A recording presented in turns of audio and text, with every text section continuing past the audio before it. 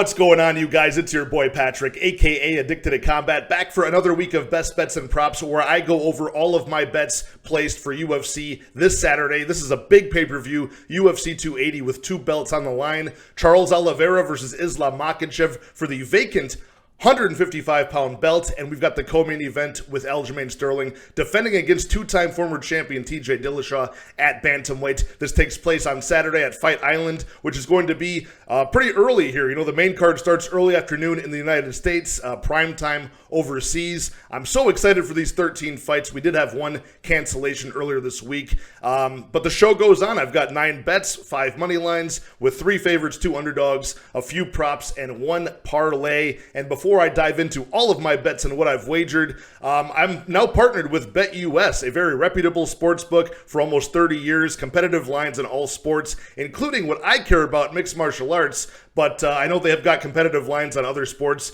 the NFL, NHL, anything you can think of that I don't know about. All I care about is fighting. But if you go into the link in the description, I do have a 125% deposit match bonus if you sign up using that link, and I will be having a lot more promos specific to my viewers and subscribers coming very soon. So very glad to be partnered up with BetUS. Go ahead and check that out.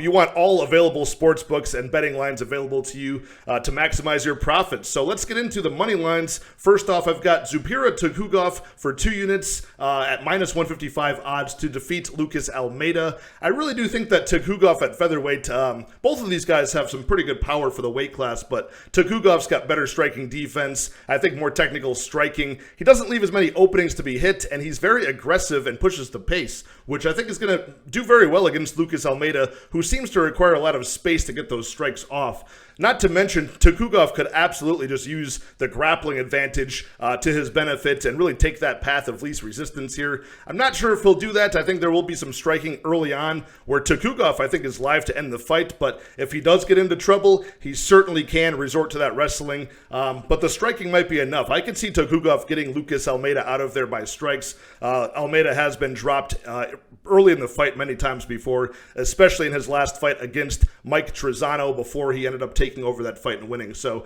2 units at minus 155 on Tukhugov's money line. I then have the first underdog of the night in Volkan Ozdemir to defeat Nikita Krylov at 205 pounds. This is what I consider to be more of a 50-50 fight. So to get 1 unit on plus 145 on Ozdemir, a former title challenger with all of his experience, I like that bet a lot here. I see this fight being largely taking place at striking range, where I think Ozdemir's got the power and the advantage. Krylov likes the grappling, but Ozdemir has not been giving guys a lot of opportunity to take him down to the mat. 0 for 15 on takedowns was Paul Craig in his last fight. Last year at Fight Island, Ankalaev was not very successful with the takedowns, going 1 for 4. I think this plays out on the feet, and I think Ozdemir's got some very good hand speed, power, and pretty good counters as well. So give me Ozdemir as an underdog at plus 145. My biggest money line on this card is at middleweight Caio Bahayo to defeat Makhmud Muradov. I think the skill gap here is very vast. I've got 3 units on Bahayo at minus 200 to defeat Makhmud Muradov. And Muradov's key to victory here is definitely an early knockout. He's got a lot of finishes by strikes. Caio Bahayo has never been finished by strikes in his career so far. A very high IQ fighter is Caio. He gets a lot of that control time on the mat most recently, and I think he's live to finish the fight at some point in this spot, and his cardio is held up so far as well. So give me Caio, 3 units at minus 200. Another favorite up next is Mateusz Gamrot, who, in 31 years old, he's certainly in his prime at this weight class at lightweight, taking on Beneil Dariush, a longtime UFC veteran of about 20 fights. So I've got 1.9 units to win 1 at minus 190 on Gamrot's money line, and this is a guy who has a pretty good diverse set of ways to win fights. You know, he's got some knockout finishes, a lot of submissions does Gamrot, who was the 2-time champion or 2-division champion in KSW, and I gotta say, he's 9-1 in decisions too, so he's not totally finish or bust. And I'm not sleeping on Beneil Dariush. The guy's on a very quiet, I think 7-fight win streak at this point in the division. He's got a lot of experience, and I'll even give the BJJ advantage to Dariush here purely on on the mat, but Gamrot is very good at keeping his opponents guessing. Skirts around the outside of the octagon with very good mobility, dives in for strikes, dives down low for that low single leg takedown that's hard to defend, and it's just that diverse striking attack. You don't know if he's going for the grappling, the striking, and he's super fast and athletic as Gamrot, so keeps his opponents guessing. I think speed's going to kill Dariush in this fight. I'm not sure if it finishes into the distance or not. Gamrot's live for a finish in my opinion, but this could just be a spot where Gamrot cruises to a decision win. And he's coming off of a decision win over a 5-round fight, so he's got the cardio to last as well. Again, it's just that fast speed and athleticism I think Gamrot's going to just fluster Dariush with and secure that victory. So 1.9 units to win one there. My last money line, number 5, is another underdog in the co-main event. I've got TJ Dillashaw, 1 unit at plus 150 to defeat Aljamain Sterling and secure his 3rd championship at bantamweight for TJ Dillashaw. I mean, this guy's got the experience edge, and it's relevant experience too. I know he was champion a long time ago. He had a long 2.5-year long layoff, but he came back last year against Corey Sandhagen, had a very controversial close decision win over Corey Sandhagen, but it just proved that he can hang with this newer generation of guys at bantamweight, a very unpredictable striker and mover in Corey Sandhagen, get a hold of him and control him. So TJ Dillashaw's got the cardio, he's got the power in his hands, way more than Aljamain Sterling. He's got to avoid letting Aljamain Sterling out-transition him on the mat, but, TJ Dillashaw historically is a guy who's only been taken down by 2 opponents. Dominic Cruz, one of the best to ever do it, and John Lineker, and neither guy really held him down that long. So I think it's going to be the big round-defining moments for TJ Dillashaw that secure him at least three rounds out of 5 here. The knockdowns, potentially the clinch work, and maybe some takedowns of his own for the former D1 wrestler in Dillashaw. So I think it's a good bet, 1 unit at plus 150 on a guy who's proven so much in TJ Dillashaw. Moving on to a couple of props here, and the first prop is sort of what I consider to be a money line prop as well. This is Belal Muhammad to win by decision over Sean Brady. I'm getting Belal Muhammad, who's sitting around like a plus 115 to plus 130 money line.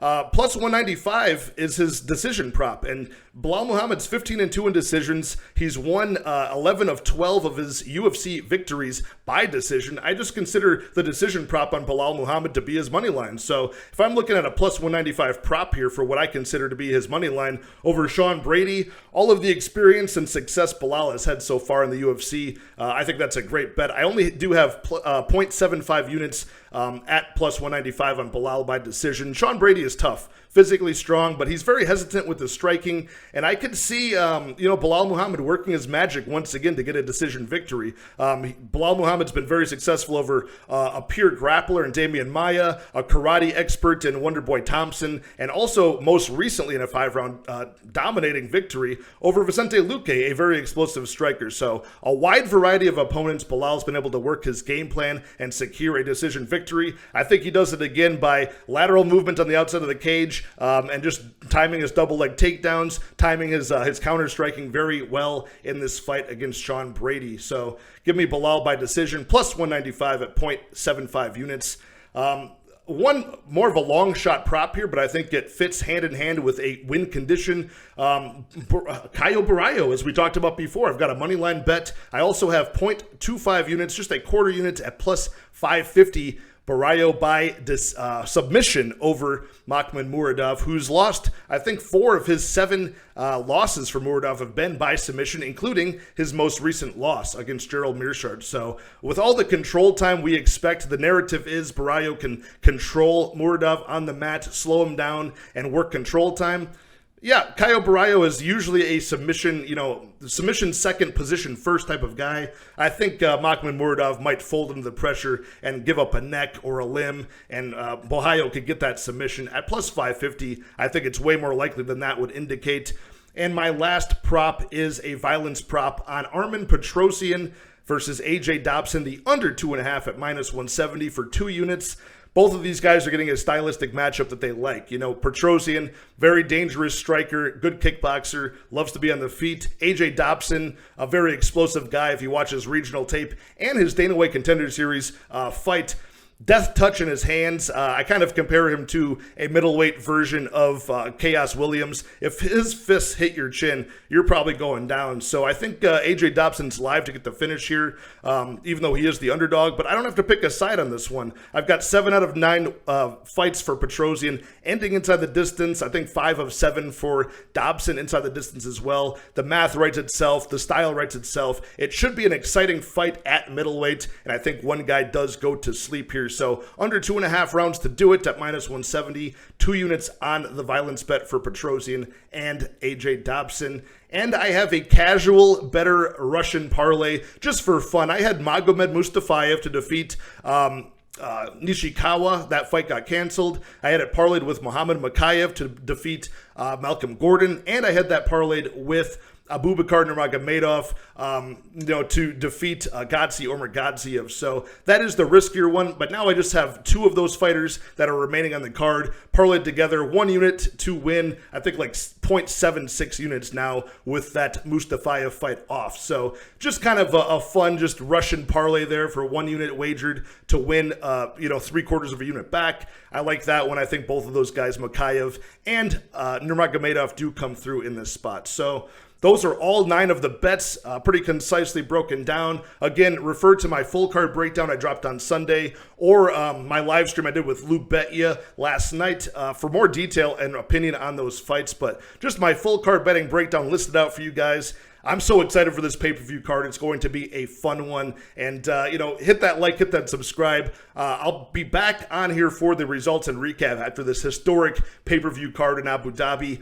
Leave your favorite bets and your favorite props down in the comments below. I certainly love hearing everybody's different opinions and ways to make money on this card. So, again, hit that like, hit that subscribe. It helps out a lot. And, of course, being partnered with BetUS, a very easy way to help out the channel is to consider using BetUS as one of your sports books. Use the link down below. Like I said, I'm working with the team at BetUS to get more promos specifically for you guys, my viewers and subscribers, to make extra cash. Again, I will talk to you guys on Sunday after this historic event, recap it, and get right back to the action for next week's fights. Cheers.